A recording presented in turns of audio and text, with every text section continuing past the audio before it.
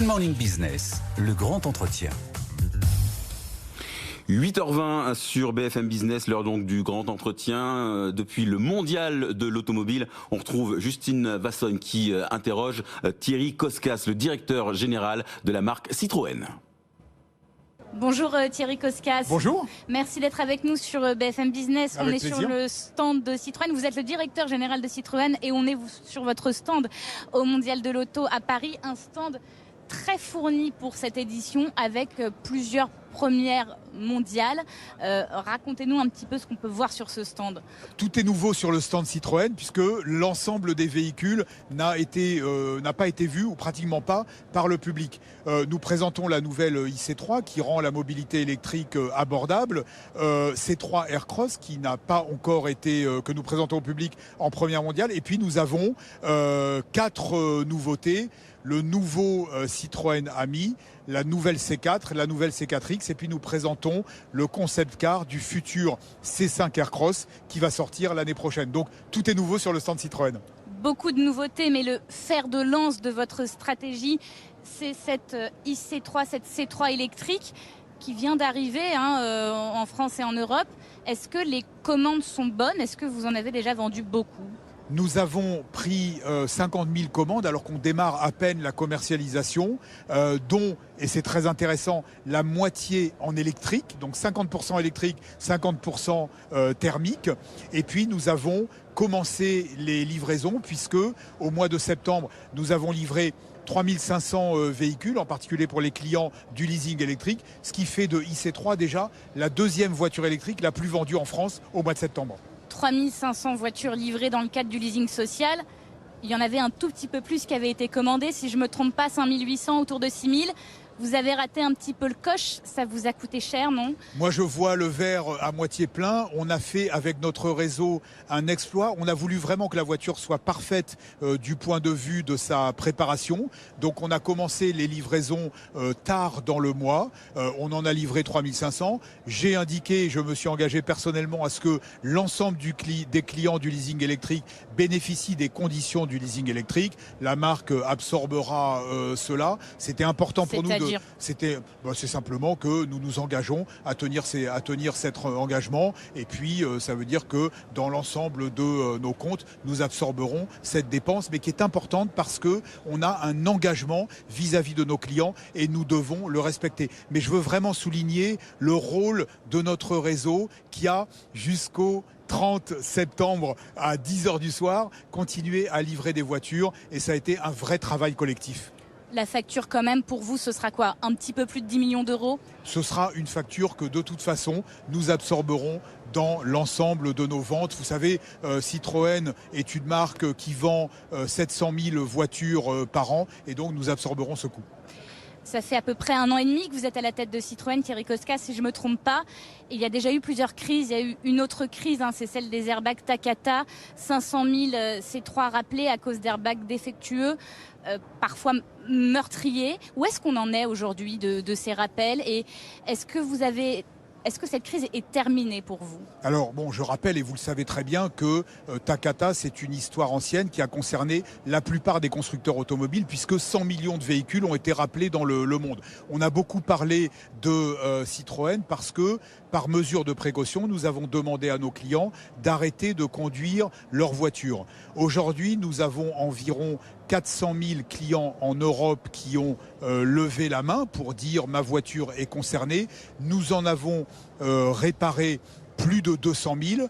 Nous serons, je pense, dans les tout prochains jours à 250 000. Ça veut dire concrètement que nous sommes à plus de la moitié et que d'ici la fin de l'année, nous aurons, je pense, fait la plus grande partie du travail. Donc la crise est derrière vous?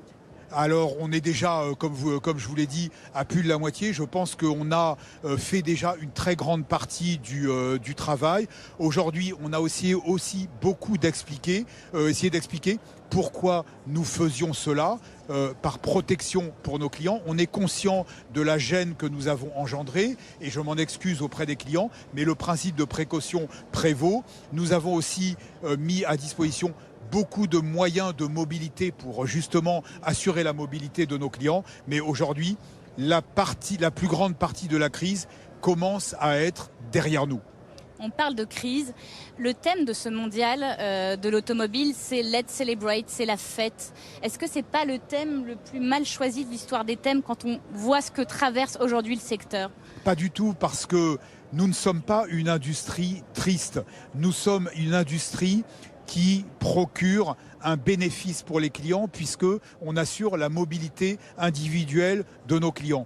L'automobile reste aussi un objet de plaisir. On aime l'automobile, on aime choisir sa voiture, on aime choisir ses équipements, on aime choisir sa marque. Et donc l'automobile reste un objet de plaisir, en plus d'être un objet utile. Donc je ne pense pas du tout que ce soit mal choisi. C'est un secteur qui traverse beaucoup de défis, en particulier celui de l'électrification. Chez Citroën, on est très bien placé puisqu'on propose des voitures électriques abordables. Et donc aujourd'hui, je suis très content d'être au Salon de Paris et de présenter une gamme entièrement renouvelée.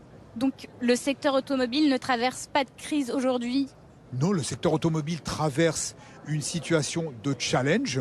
Pourquoi ? Parce que nous devons faire face à des objectifs d'électrification qui sont un vrai défi pour notre industrie. Imaginez-vous que l'année prochaine, Citroën vendra pratiquement un quart de ses véhicules sera des voitures électriques. C'est un défi considérable, mais le fait de mettre sur le marché des voitures électriques abordables comme l'est la IC3 nous rend très confiants sur cet objectif. Pourquoi ? Parce que aujourd'hui, la moitié des commandes de C3 sont des voitures électriques. Et donc je pense que cet objectif d'un quart, on va être capable de l'atteindre de manière naturelle parce qu'on a des voitures électriques abordables. Donc c'est un coup de mou et les ventes d'électriques peuvent repartir pour Citroën, pour le reste du secteur, si les voitures sont moins chères. En gros, c'est ça que vous dites? Vous savez, le client aujourd'hui, il a 3 obstacles pour pour l'achat d'une voiture électrique. Le prix, l'autonomie et la recharge.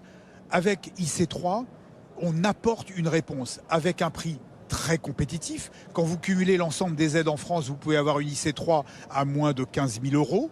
Là, l'autonomie, 320 km, c'est largement suffisant au quotidien. Et la recharge, toutes les IC3 sont équipées de recharge rapide. On a la chance en France d'avoir un réseau de bornes incroyable qui permet de faire, y compris de longues distances, avec sa voiture. Vous avez parlé d'aides jusqu'à 15 000 euros avec les aides à l'heure où on parle. Parce que le gouvernement, je ne vous l'apprends pas, est en train de réduire l'enveloppe du bonus écologique, du leasing, en tout cas tout ce qui est dédié aux subventions électriques. Est-ce que ça vous inquiète ? Emmanuel Macron est venu sur votre stand hier après-midi. Qu'est-ce que vous lui avez dit ? Est-ce qu'il y a une marge de négociation ?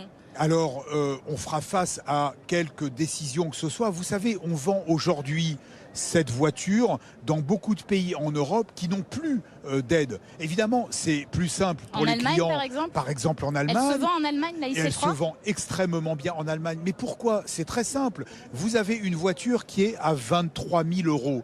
23 000 euros, mais évidemment, ça aide d'avoir des aides puisque ça permet de baisser le coût de la voiture. Mais même à 23 000 euros, ça reste une proposition pour une petite berline extrêmement intéressante. Et donc, c'est une voiture qu'on sera capable de vendre même sans aide. Et je pense que Citroën sera d'ailleurs dans une meilleure position que d'autres marques s'il y a moins de bonus, parce qu'on part d'un prix qui est extrêmement compétitif et qui reste abordable, même si on a moins d'aide qu'aujourd'hui. Vous avez été, Thierry Koskas, longtemps responsable des ventes mondiales de Stellantis. Vous connaissez bien Carlos Tavares. Il va prendre sa retraite début 2026, c'est officiel. Est-ce que c'est une bonne décision selon vous ? Alors écoutez, il ne m'appartient absolument pas de commenter une décision personnelle. Je peux vous dire que je suis très heureux de travailler avec Carlos Tavares, qui a pour ses collaborateurs et pour la marque Citroën en particulier une très grande confiance. Il était avec nous hier pour la présentation du stand, pour la présentation au président Macron, et je peux vous dire que c'est un bonheur pour moi de travailler avec un chef qui m'apporte le soutien nécessaire au développement de la marque. Donc je n'ai pas à commenter une décision personnelle, je dis juste que je suis très heureux de travailler avec lui. C'est une décision personnelle, il n'y avait pas de tension au sein de la direction qui l'ont Encore une forcé. fois, je commande pas une décision qui ne m'appartient Alors pas. prenons le problème différemment. Est-ce qu'on peut remplacer Carlos Tavares? Est-ce que Stellantis peut exister sans Carlos Tavares? Vous savez, les entreprises ont une très grande histoire.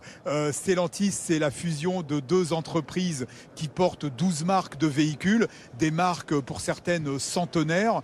Donc l'entreprise a des bases extrêmement solides grâce au travail de notre président. Et donc voilà, l'entreprise continue. Vous pourriez être candidat, par exemple? Non, je ne suis pas candidat. D'accord. Merci beaucoup Thierry Coscas. Ce sera le mot de la fin. Merci d'avoir été avec nous sur BFM Business, sur ce stand de Citroën pour le Mondial de l'automobile, porte de Versailles à Paris. Merci.